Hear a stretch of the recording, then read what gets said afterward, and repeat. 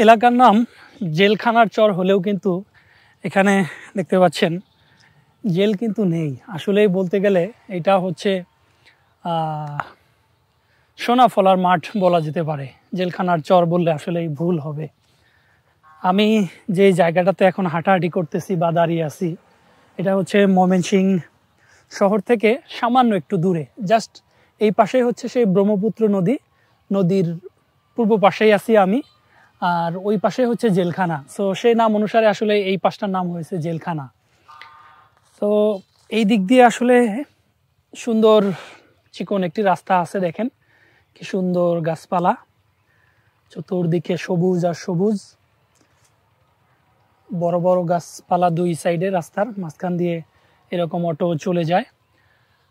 আর যে ফসলের মাঠগুলো আছে এই মাঠগুলোতে আসলে কিন্তু দেখেন অবাক করার মতো কাণ্ড। এই যে আমার সামনে যেটি দেখতে পাচ্ছেন, আমি আপনাদের যেটা দেখাচ্ছি হয়তোবা অনেকেই চিনেন আবার অনেকেই চিনেন না। এটি হচ্ছে দেখেন শিম গাছ, থোকায় থোকায় ঝোপা ঝোপা শিম ধরে আছে, আবার ফুলও ফুটে আছে যেগুলাতে শিম ধরবে। তো আমি একটু এই ক্ষেতের মাঝখানে যাওয়ার চেষ্টা করি, গিয়ে দেখি আসলে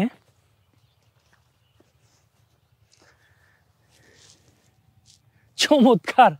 ছোটবেলায় আমরা যখন আমাদের গ্রামে এইরকম, যদিও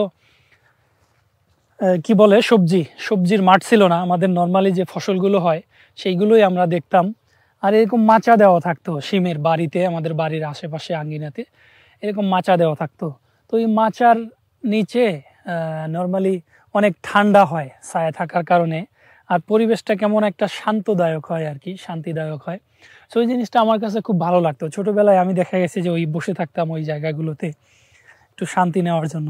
সো আমি এই রাস্তা দিয়ে যাওয়ার পথে আসলেই এরকম অবস্থা দেখে লোভ সামলাতে পারলাম না পেরে নেমে পড়লাম। এইখানে আসা হয়েছিল অন্য একটা উদ্দেশ্যে, সেই উদ্দেশ্য সেরে দেন আবার এখানে পাশেই আবার রয়েছে ওই যে টমেটো ক্ষেত, আবার এদিকে মিষ্টি লাউ ক্ষেত, তার পাশেই আবার ধান ক্ষেত রয়েছে, বিস্তীর্ণ ধান ক্ষেত।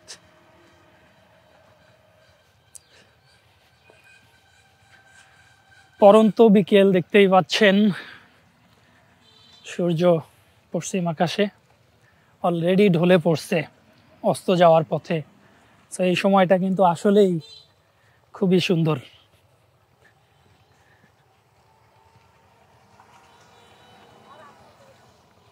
চারপাশটা যদি দেখি তাহলে এই যে এই পাশটা আবার দেখেন ধান ক্ষেত রয়েছে, অন্য যে সবজি ক্ষেত সেইগুলো রয়েছে।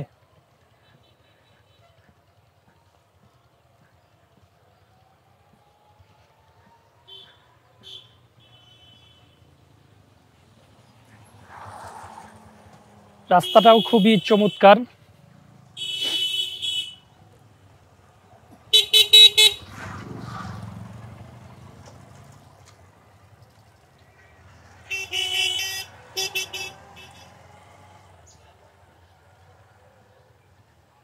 অনেক সময় এই দুনিয়ার আসল সৌন্দর্য দেখার জন্য আসলে খুব বেশি দূরে যাওয়ার প্রয়োজন হয় না।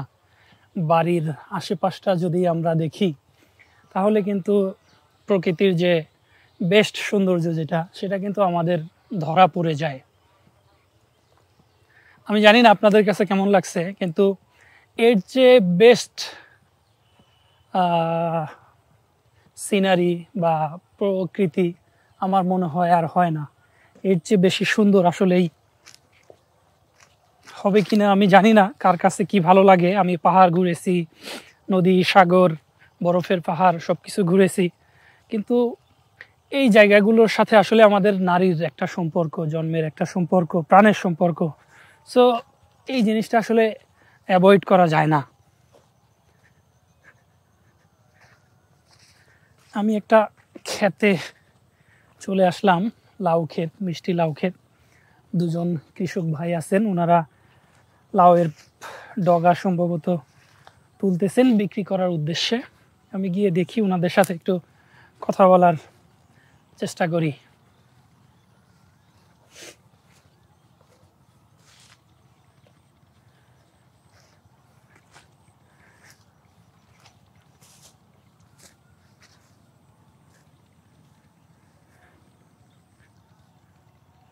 আসসালামু আলাইকুম। কি লাউয়ের ডগা কাটতেছেন তাই না? না সার দিচ্ছেন? সার কি ধান খেতে দিচ্ছেন না এই লাউ খেতেই? ধান খেতে। বাহ, এই যে সুন্দর মিষ্টি লাউ ধরে আসছে।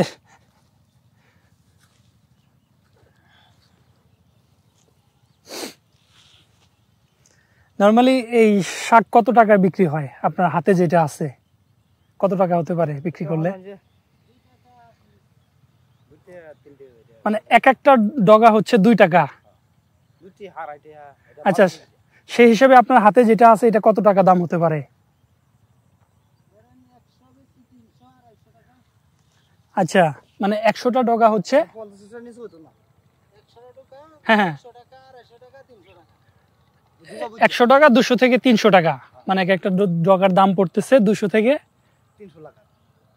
3 টাকা, সরি 2 থেকে 3 টাকা পড়তেছে এক একটা ডগা। এটা নির্ভর করে ডগার উপরে সাইজ, তারপর হচ্ছে ওইটার মান, তাই না? হ্যাঁ হ্যাঁ। আচ্ছা, আর কি কি এরকম সবজি চাষ হয় আপনাদের এই এলাকায়? যেমন শিম, লাউ, টমেটো, সব ধরনের। এই ক্ষেতগুলো আসলে কোথায়? এই সবজি ক্ষেতগুলো যেগুলোতে সবজি মানে তরু তরকারি চাষ হয়, এগুলো বেশিরভাগ কোথায়? ওই সামনের দিকটাতে বেশি, মানে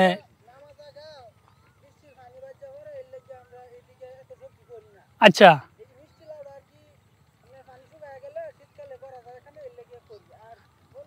তুলনামূলক একটু উঁচু জায়গা যে এখানে, ওইখানটাতে হচ্ছে অন্যান্য সবজি।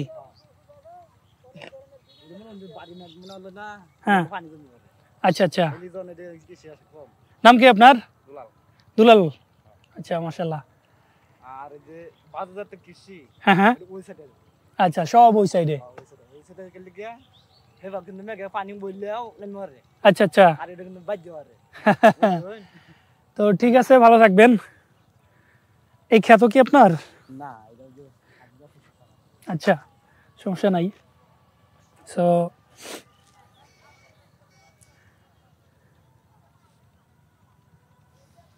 আমি একটু খেতে,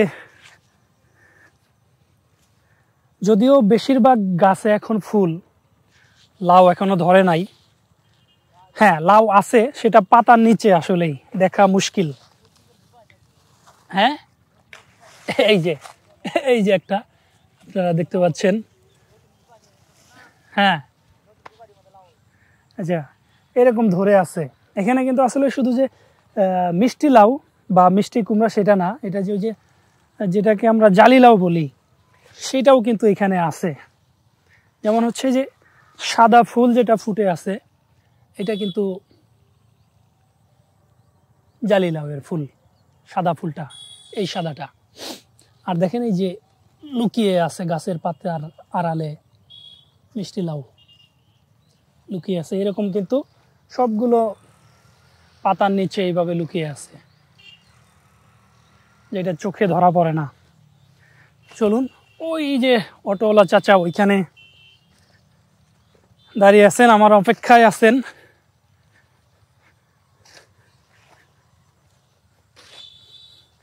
আসলে আমি বেশ কিছুদিন যাবৎ প্ল্যান করতেছিলাম যে এরকম একটা জায়গায় যাব, যেখানে গেলে আসলে মনের একটা শান্তি মিলবে, একদম প্রকৃতপক্ষে যেটাকে শান্তি বলা হয় সেটা মিলবে, একদম শৈশবটা ফিরে পাওয়া যাবে, এরকম একটা ফিল আসবে, প্রশান্তি আসবে সেই জায়গাটা। তো কোনোভাবেই খুঁজে পাচ্ছিলাম না। ফাইনালি আমি যখন ময়মনসিংহের এই মদিনা মসজিদে আসলাম মসজিদ দেখার জন্য, ফেরার পথে পড়ে গেল চোখে, সো আমি নেমে পড়লাম।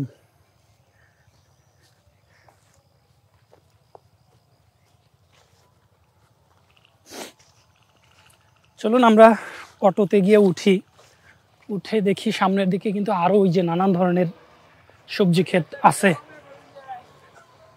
সবজি ক্ষেত আছে, সেইগুলো আমি আপনাদের আবার দেখানোর চেষ্টা করি।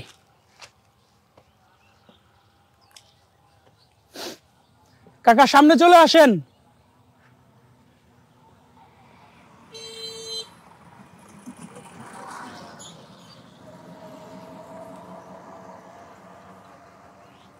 চাচার সবজি ক্ষেত নাই?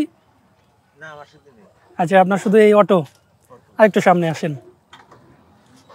তো চাচার এই অটোতে উঠে আমি ঘুরতেছি বিভিন্ন সময় বিভিন্নভাবে। চলুন, বিভিন্ন সময় বিভিন্নভাবে ঘুরতেছি, কখনো বাসে, কখনো সিএনজি চালিত অটো রিক্সায়, আবার কখনো এরকম ব্যাটারি চালিত রিক্সায়। এইভাবেই আসলে চলছে। যারা জানেন যে আমি আসলে জব করি, সপ্তাহে 2 দিন ছুটি থাকে, শনি রবি। 5 দিন আমি কাজ করি, আর 2টা দিন হচ্ছে আমি এইভাবে ঘুরে বেড়াই। এটা আমার অক্সিজেন হিসাবে কাজ করে। আমি যে বাকি 5টা দিন কাজ করি, সেটা শক্তি যোগায় আসলে আমার এই 2টা দিন, যে 2টা দিন আমি প্রকৃতির মাঝে মিশে যাই।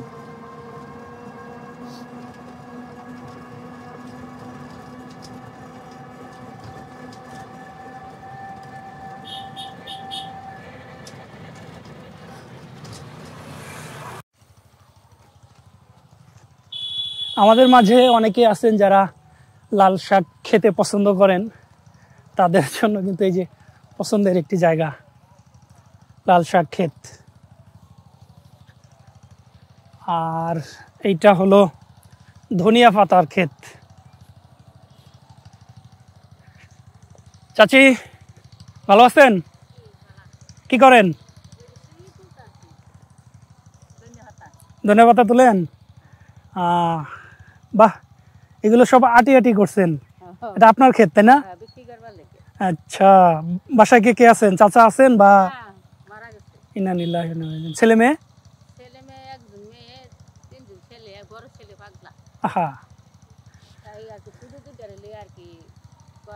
আচ্ছা আচ্ছা, যাক, আল্লাহ আপনার দুঃখ দূর করুক, আল্লাহ ভরসা। নাকি এগুলো কত টাকা করে বিক্রি করেন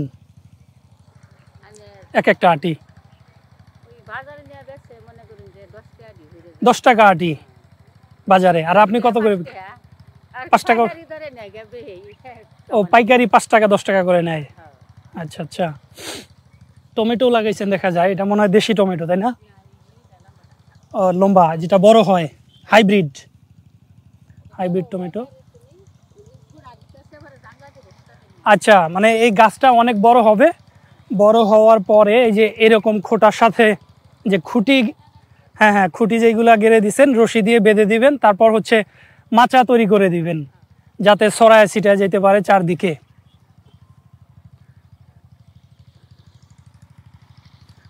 তো ঠিক আছে চাচি, আল্লাহ হাফেজ। দেখলেন টমেটো ক্ষেত, ধনিয়া পাতার ক্ষেত, প্লাস হচ্ছে লাল শাকের ক্ষেত।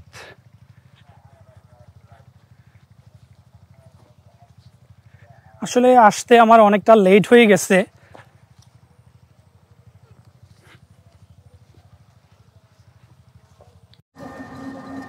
এই যে পাশে যে ধান ক্ষেতগুলো আমরা দেখতে পাচ্ছি, অল্প কয়েকদিন আগে কিন্তু লাগানো হয়েছে। দেখেন সবুজে ছেয়ে যাচ্ছে, ঘন হয়ে যাচ্ছে।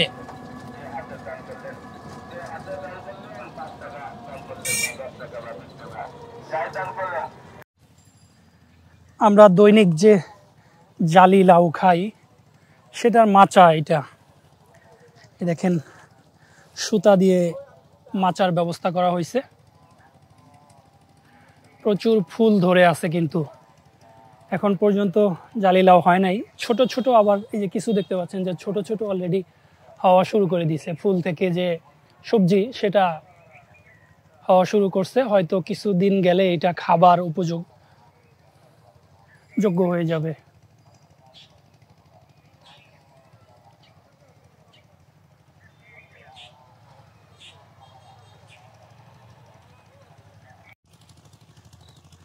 কি করবেন এই ক্ষেতের মধ্যে? ও, ডাটা শাক। আচ্ছা আচ্ছা, কতদিন লাগতে পারে এই আপনার খাবার উপযোগী হওয়ার জন্য? 1.5 মাসের মতো। 1.5 মাসের মধ্যেই এই ডাটা শাকের যে বীজ বপন করছেন সেটা খাবার উপযোগী হবে। এই ক্ষেত্রেও আপনার, তাই না? এটাতে হচ্ছে মরিচের ক্ষেত। এই দেখেন মরিচ। এই মরিচের নাম কি কাকা? বালু ঝুরি। আচ্ছা, আমরা যে নর্মালি মরিচ দেখি সেইটা থেকে সামান্য একটু আলাদা। এই যে সাইজে ছোট, তবে কালচে একটু ভাব আছে, যেটার কারণে কিন্তু ঝাল বেশি হয়। এই যে এখানে দেখেন কালো, কিন্তু কালো মরিচ এইগুলা প্রচণ্ড ঝাল হয়ে থাকে।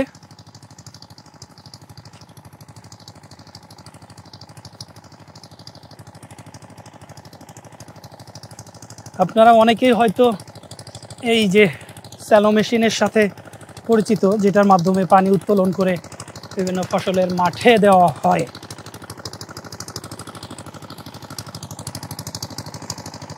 এই যে আর একটা আছে পালন শাক, পালন শাকের ক্ষেত।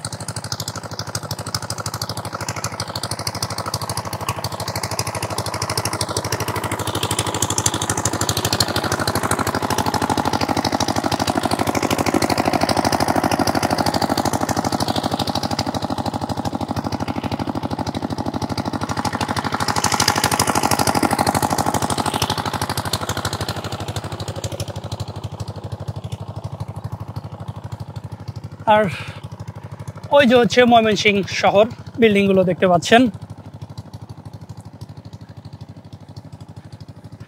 ওই দিকটাতে আসলে জেলখানা।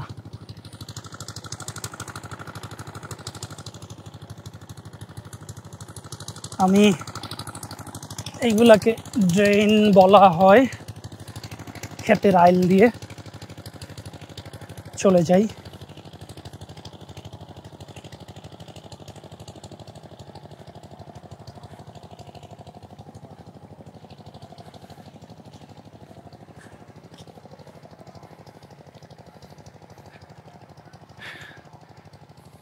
সো এখন আমি এই বুড়িগঙ্গা নদীটা পার হব।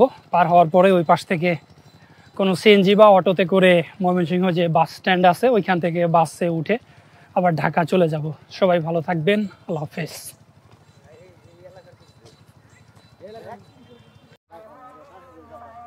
এটা হচ্ছে পুরাতন ব্রহ্মপুত্র নদ ময়মনসিংহের। হ্যাঁ, জেলখানা গুদারাঘাট, তাই না? ঠিক বাতির নিচে অন্ধকার বলতে যেটা বোঝায় আর কি, সেটাই। এই পাশে হচ্ছে ময়মনসিংহ সদর শহর, আর ঠিক নদীটা পার হইলে দেখেন একদম কিন্তু চর এলাকা।